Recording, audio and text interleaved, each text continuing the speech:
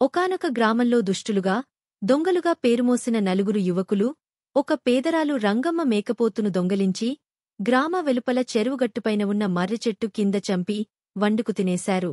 ఈ సంగతి తెలిసిన రంగమ్మ, తన గ్రామంలో న్యాయం జరగదని, పట్టణానికి పోయి, రాణి దగ్గర మొరబెట్టుకుని, తనకు న్యాయం కలిగించమ్మంది.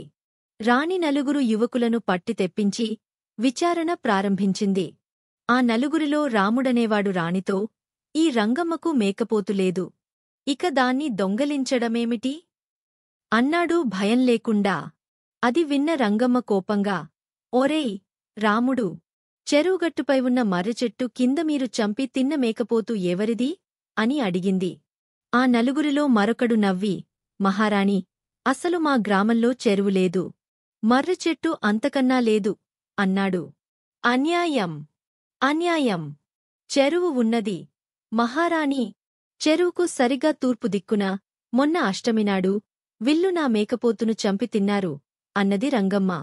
దానికి యువకుల్లో ఇంకొకడు, మా గ్రామానికి తూర్పు దిక్కు లేనేలేదు, మహారాణి. అష్టమి తిథి, మా గ్రామానికి రానేరాదు. ఇక అష్టమినాడు మేకపోతును చంపితినడమేమిటి? అంత అబద్ధం, అన్నాడు.